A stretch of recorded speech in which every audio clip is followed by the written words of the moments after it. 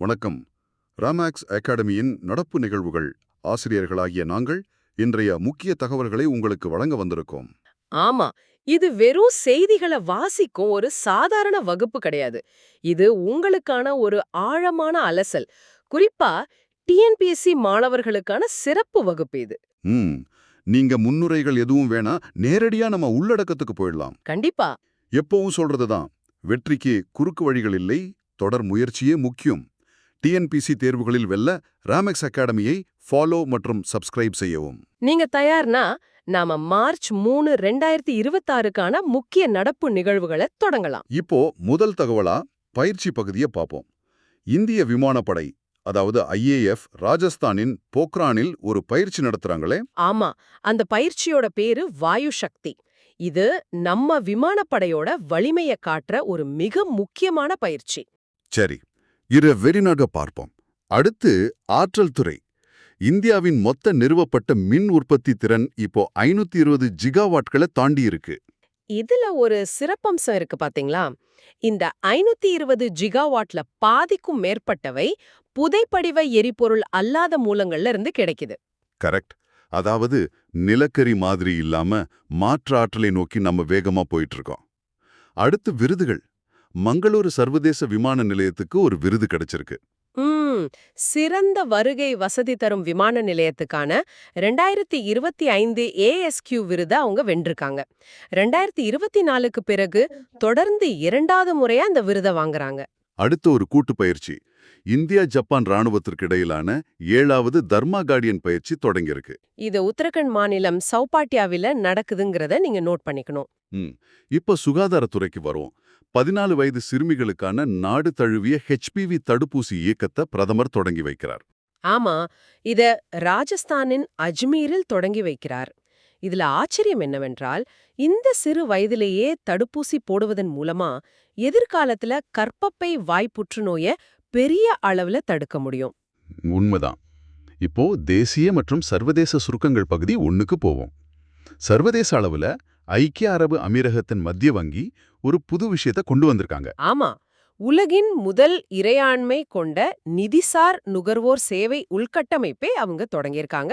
இத SFCSI அப்படின்னு சுருக்கமா சொல்றாங்க. அதாவது உலகத்திலேயே முதல் முறை. அதே மாதிரி நம்ம குஜராத்தின் சனந்த்ல மைக்ரான் டெக்னாலஜி நிறுவனம் இந்தியாவின் முதல் ATMP செயல்பாடுகளை தொடங்கியிருக்கு. இந்த ATMPனா மேம்பட்ட நினைவக தொகுப்பு. இதுக்காக உலகின் மிக பெரிய 500,000 சதுர அடி சுத்தமான அறையை அவங்க அமைச்சிருக்காங்க.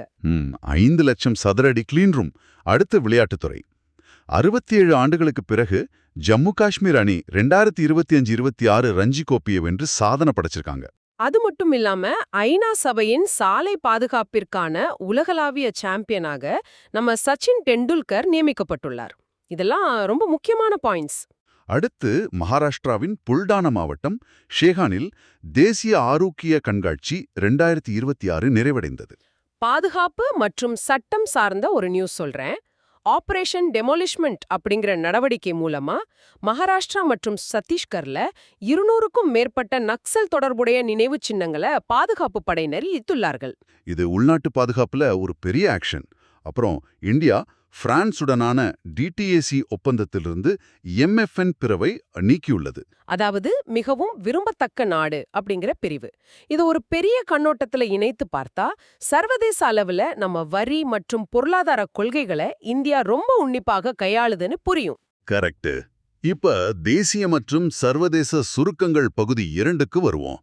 கோவா பனாஜியில் NIO, அதாவது தேசிய கடல்சார் நிறுவனம் 4வது உலக பெருங்கடல் அறிவியல் மாநாடு 2026 நடத்துகிறது. இதுல அவங்க முக்கியமா கடல் ஆரோக்கியம், காலநிலை மற்றும் பொருளாதாரம் ஆகிய விஷயங்கள்ல கவனம் செலுத்துறாங்க. விளையாட்டுல டென்னிஸ் டோர்னமெண்ட் நடந்திருக்கு. கிரீஸ் நாட்டின் ஸ்டெஃபானோஸ் சிட்சிபாஸ் டெல்லி ஓபன் 2026 ஆடவர் ஒற்றையர் பட்டத்தை வென்றார். அடுத்து தேர்வுக்கு ரொம்ப முக்கியமான சில பெயர்கள் மற்றும் விருதுகளை சொல்றேன், கவனிங்க. ஆசியா பசிபிக்கின் சிறந்த புறப்பாடு சேவை வழங்கும் விமான நிலையமாக மும்பை CSMIA அறிவிக்கப்பட்டுள்ளது. இது 40 மில்லியனுக்கும் அதிகமான பயணிகள் பிரிவுல வழங்கப்பட்டிருக்கு. அப்புறம் ராஜஸ்தான்ல சில ஊர்களின் பெயர்களை மாத்திருக்காங்க. ஆமா, மவுண்ட் அபு இனிமேல் அபுராஜ் எனவும், கம்வான் பகுதி கம்வான் எனவும், ஜஹாஸ்பூர் இனி யக்யாபோர் எனவும் அழைக்கப்படும். இந்த மவுண்ட் அபு பத்தி ஒரு சுவாரஸ்யமான விஷயம் சொல்றேன். ஆரவல்லி மலைத்தொடரில் உள்ள இதுதான் ராஜஸ்தானின் ஒரே மலைவாழிடம். அதோடு புகழ்பெற்ற தில்வாரா ஜெயின் கோயில்கள் அமைந்திருக்கிற இடமும் இதுதான். நல்ல தகவல். அடுத்து அசாம் மாநிலத்துக்கு போவோம். தேசிய நீர்வழி 2ல ஒரு பெரிய வளர்ச்சி நடந்திருக்கு. ஆமா, திப்ருகரில் உள்ள போகிபீல் மற்றும் துப்ரி சுங்கம் குடிவரவு வளாகங்கள், அப்புறம் IWAI பாரம்பரிய கட்டிடம் திறக்கப்பட்டன. இது பிரம்மபுத்திரா நதியில் இருக்கு. வடகிழக்கு மாநிலங்களுக்கான ஒரு முக்கிய பொருளாதார வழித்தடம் இது. அதே அசாம் மாநில திட்டங்களை பற்றி பார்க்கும்போது, தேமாச்சி மாவட்டத்துல மிஷன் வசுந்தரா 3.0வை அசாம் அரசு அறிமுகப்படுத்தியது. இது பழங்குடி குடும்பங்களுக்கு நிலப்பட்டாக்களை வழங்குவதற்கான திட்டம். இதன் மூலமா 1,06,905 பேர் பயனடைகிறார்கள். வன உரிமைகள் சட்டம் 2006 கீழ் சட்டப்பூர்வ உரிமை வழங்கி நிலத்தகராறுகளை தீர்ப்பதுதான் இதோட நோக்கம். உலகளாகிய முன்முயற்சிகள்ல பார்த்தா, இஸ்ரேலுக்கு பிரதமர் சென்றபோது சிறப்பு கிராமங்கள், அதாவது வில்லேஜஸ் ஆஃப் எக்ஸலன்ஸ் திட்டம் அறிவிக்கப்பட்டது. இதுல முக்கியமா துல்லிய விவசாயம் மற்றும் செயற்கைக்கோள் நீர்ப்பாசன நுட்பங்களை பயன்படுத்த போறாங்க. அடுத்து சூரிய சக்தி. PM சூர்யா கர் முஃப்த் பிஜிலி யோஜனா பிப்ரவரி 2024 முதல் தொடங்கப்பட்டு இப்போ 30 லட்சம் வீடுகளை தாண்டியுள்ளது. நாடு முழுக்க 1 கோடி வீடுகள் அப்படிங்கிறது தான் இதோட இலக்கு. அப்புறம் சிகரம் தொட்ட ஒரு சாதனை நடந்திருக்கு. ஆமாம், NIM மற்றும் JWS கூட்டுக்குழு தென் அமெரிக்காவின் மிக உயரமான அகோன்காக்வா சிகரத்தை பிப்ரவரி 22, 2026 அன்று அடைந்துள்ளனர். இந்த மவுண்ட் அகோன்காக்வா ஆசியாவிற்கு வெளியே உலகின் 2வது உயரமான சிகரம் அப்படிங்கிறது குறிப்பிடத்தக்கது. இது ஒரு முக்கியமான கேள்வி எழுப்புகிறது. முறையான பயிற்சியும் கூட்டு முயற்சியும் இருந்தால் உலகத்தின் எந்த உயரத்தையும் நம்மால் தொட முடியும் அல்லவா? கண்டிப்பா. இப்போ முக்கிய திட்டங்கள் மற்றும் தினங்கள் பகுதிக்கு வருவோம். மேற்கு வங்க இடைக்கால பட்ஜெட்ல வங்காள யுவா ஜாதி திட்டம் 2026 அறிவிக்கப்பட்டிருக்கு. இதன் மூலமா வேலையில்லா இளைஞர்களுக்கு மாதம் ரூபாய் 1500 வழங்கப்படுகிறது. இது ஏப்ரல் 1, 2026 முதல் அமலுக்கு வரும். மார்ச் 1 அன்று உலக கடல் புல் தினம் அனுசரிக்கப்பட்டது. இதோட 2026 கருத்துரை என்னன்னா, sea grasses enrich ocean biodiversity and fisheries. அதே மார்ச் 1 அன்று சுழிய பாகுபாடு தினம், அதாவது ஜீரோ டிஸ்கிரிமினேஷன் டே அனுசரிக்கப்படுகிறது. அனைவருக்கும் சமத்துவம் மற்றும் கண்ணியம் கிடைப்பதுதான் இதன் நோக்கம். இந்த வருடத்தோட கருத்துரு பீப்புள் ஃபர்ஸ்ட். அடுத்து தேசிய செய்திகளுக்கு வருவோம். குறிப்பா CBDC மற்றும் நதிகள் மாசு பற்றிய செய்திகள். புதுச்சேரியில் CBDC அடிப்படையிலான டிஜிட்டல் உணவு நாணய முன்னோட்டத்தை இந்திய அரசு அறிமுகப்படுத்தியது. இது PMGKY திட்டத்தின் கீழ் வருது. அதாவது உணவு மானியம் நேரடியாக ஈருப்பியாக மாற்றப்படுகிறது. இந்த திட்டம் அடுத்தடுத்து சண்டிகர், தாத்ரா மற்றும் நாகர் ஹவேலிக்கு விரிவுபடுத்தப்படும். நதிகள் மாசு சம்பந்தமா உச்ச நீதிமன்றம் ஒரு முக்கியமான தீர்ப்பு கொடுத்திருக்காங்க. இது எக்ஸாம்க்கு ரொம்ப முக்கியம். நதிகள் மாசை கண்காணிக்கும் பொறுப்பை NGTயிடம் உச்ச நீதிமன்றம் ஒப்படைத்துள்ளது. இதுல அரசியலமைப்பு சட்டம் எப்படி வருதுன்னா, சரத்து 21, அதாவது வாழ்க்கை உரிமை என்பது தூய்மையான சூழ்நிலையில் வாழ்வதற்கான உரிமையையும் கொண்டுள்ளது. மிக சரி. இந்த நதிகள் மாசு பற்றி CCPB 2025 அறிக்கை என்ன சொல்லுதுன்னா, இந்தியாவில் 296 நதிப்பகுதிகள் மாசுபட்டுள்ளன. இதோட அளவுகோல் என்னன்னா, அந்த நதிகளின் BOD அளவு 3 மில்லிலிட்டருக்கு மேல இருக்கு அப்படின்னு சொல்லிருக்காங்க. அடுத்த சர்வதேச சட்டம் பத்தி ஒரு நியூஸ். அமெரிக்க நீதிமன்றம் ஒரு தீர்ப்பளித்துள்ளது. 1977 அக்டோபர் 28 ஏற்றப்பட்ட IIEPA சட்டத்தின் கீழ் அதிபருக்கு பரந்த இறக்குமதி வரிகளை விதிக்க அனுமதி இல்லை என தீர்ப்பளிக்கப்பட்டுள்ளது. ஒருவேளை அப்படி செய்யணும்னா இது NEA சட்டத்தின் கீழ் ஆண்டுதோறும் புதுப்பிக்கப்பட வேண்டும். அப்புறம் தேசிய பொருளாதாரத்துல ஒரு பெரிய அப்டேட். நிதியமைச்சர் நிர்மலா சீதாராமனால் NMP 2.0 தொடங்கப்பட்டுள்ளது. இது சொத்து பணமாக்கல் திட்டம் 2025-30 ஆகும். இதை நிதி ஆயோக் உருவாக்கியது. இதோட மொத்த மதிப்பு எவ்வளோ தெரியுமா? 16.72 லட்சம் கோடி. இதுல தனியார் முதலீடு மட்டும் 5.8 லட்சம் கோடி. ரொம்ப பெரிய தொகை. இதோட முதல் கட்டம் 6 லட்சம் கோடி இலக்கில் 90% எட்டியுள்ளது ஒரு பெரிய வெற்றி. அடுத்து அறிவியல் மற்றும் சுற்றுச்சூழலுக்கு வருவோம். காஷ்மீர்ல இருக்கிற SKUASTK விஞ்ஞானிகள் ஷாலிமார் கோதுமை 3 என்ற புதிய வகையை உருவாக்கியுள்ளனர். இது 1850 மீட்டர் உயரத்திற்கு ஏற்றது. முக்கியமா எல்லோ ரஸ்ட் நோய்க்கு எதிர்ப்பு திறன் கொண்டது. இதோட மகசூல் 38 குவிண்டால், அது மட்டுமில்லாம இதுல 12% புரதமும் இருக்கு. அதே சமயம் சுற்றுச்சூழல்ல ஒரு கவலையான செய்தி. காங்கோ படுகையில் உள்ள மை நோம்பே மற்றும் தும்பா ஏரிகளின் மக்கு நிலங்களில் சேமிக்கப்பட்ட பண்டைய கார்பன் கசியத் தொடங்கியுள்ளது. பீட்லண்ட்ஸ்னு சொல்ற அந்த மக்கு நிலங்கள்ல இருந்து வழியாகிற இந்த கார்பன்ல 40% கார்பன் 3000 ஆண்டுகளுக்கு மேலானதுன்னு கண்டுபிடிச்சிருக்காங்க. அஞ்சலி பகுதியில பார்த்தா பிரபல சமூகவியலாளர் டி.கே. உம்மன் தன்னுடைய 88வது வயதில் காலமானார். இவர் JNU பேராசிரியர், சச்சார் குழு உறுப்பினர் மற்றும் 2008ல பத்மபூஷன் விருது வென்றவர். இப்போ முக்கிய தினங்கள் மற்றும் வரலாற்று நிகழ்வுகளை பார்ப்போம். மார்ச் 3 உலக வனவிலங்கு தினம். சைட்ஸ் 1973 ஒப்பந்தம் கையெழுத்தான நாள் இது. இந்த வருடத்தோட கருத்துரு மெடிசினல் அண்ட் ஆரோமேட்டிக் பிளான்ட்ஸ். வரலாற்று நிகழ்வுகள்ல ஒரு பெரிய கண்டுபிடிப்பு. இந்தோனேஷியாவின் சுலேவேசியில் உள்ள லியாங் கரம்பாங் குகையில் 71,600 ஆண்டுகள் பழமையான பாறை ஓவியம் கண்டுபிடிக்கப்பட்டுள்ளது. இது பிளீஸ்டோசின் சகாப்தத்தைச் சேர்ந்தது. ரொம்ப பழமையான ஒரு தடயம் இது. கடல்சார் தொழிலாளர் ஒப்பந்தம் 2006. இது மாலுமிகளின் உரிமைகள் மசோதா என்று அழைக்கப்படும்.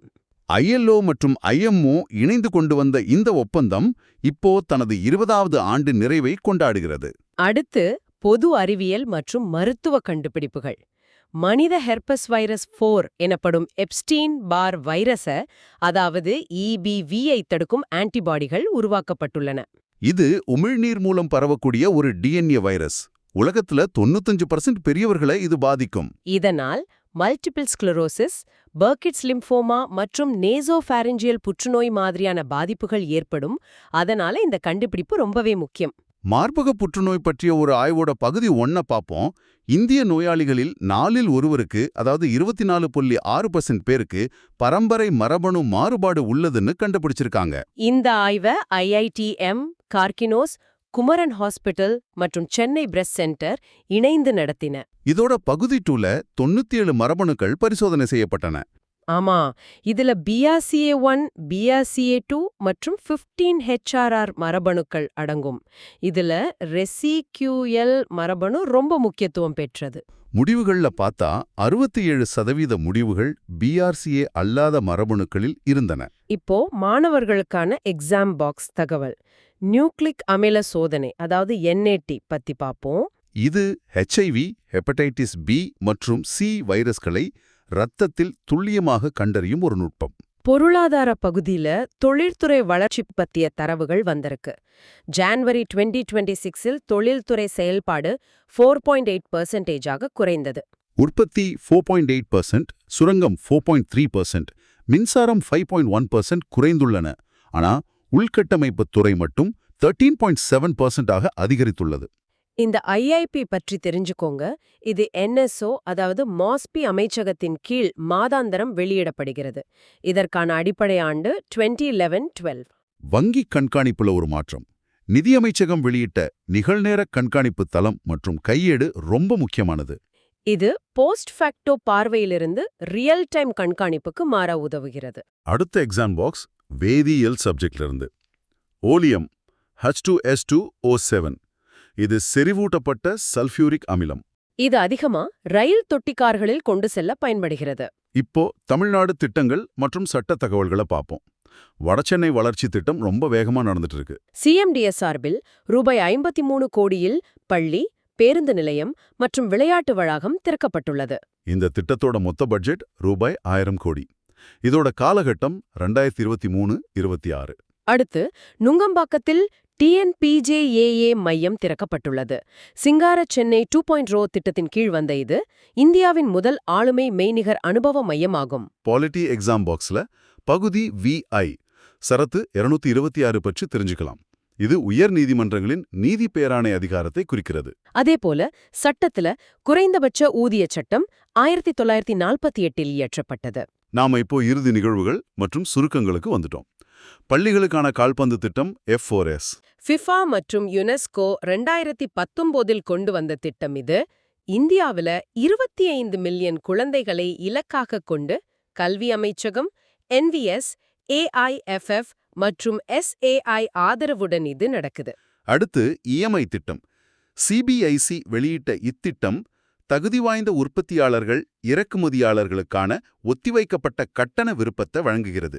இது ஏப்ரல் 1, 2026 முதல் மார்ச் 31, 2028 வரை செயல்பாட்டில் இருக்கும். IBE குறியீடு 2026 படி அமெரிக்கா முதலிடத்திலும், சிங்கப்பூர் 2வது இடத்திலும், இங்கிலாந்து 3வது இடத்திலும் உள்ளன. இந்தியா 54வது இடத்தில் உள்ளது. முக்கிய தினங்கள்ல மார்ச் 3 உலக வனவிலங்கு தினமும் பார்த்தோம். அதே மார்ச் 3 உலக செவிப்புலன் தினமும் கூட. இதோட கருத்துரு சமூகங்களிலிருந்து வகுப்பறைகள் வரை அனைத்து குழந்தைகளுக்கும் செவிப்புலன் பராமரிப்பு. பாதுகாப்பை பொறுத்தவரை முத் நியோமா விமானப்படை நிலையம் ரொம்ப முக்கியமானது. BROவின் ஹிமாங்க் திட்டத்தால் இது மேம்படுத்தப்பட்டுள்ளது. 13,700 அடியில் அமைந்துள்ள இதுதான் ஹையஸ்ட் ஆபரேஷனல் ஏர்பேஸ். நீங்க இதெல்லாம் கவனிச்சிருப்பீங்கன்னு நம்புறோம். இந்த தகவல்கள் வெறும் செய்திகள் அல்ல, நாளை நீங்கள் அமரப்போகும் அரசு நாற்காலிக்கான படிக்கட்டுகள் என்பதை நினைவில் வைத்துக் கொள்ளுங்கள். மிக அருமையான கருத்து. TNPSC தேர்வுகளில் வெற்றி இலக்கை அடைய ராமேக்ஸ் அகாடமியுடன் பயிலுங்கள். தினசரி நடப்பு நிகழ்வுகள் அறிவிப்புகளுக்கு ராமேக்ஸ் அகாடமியை தொடர்ந்து ஃபாலோ செய்யவும். உங்களின் தொடர் முயற்சிக்கு வாழ்த்துக்கள். நன்றி.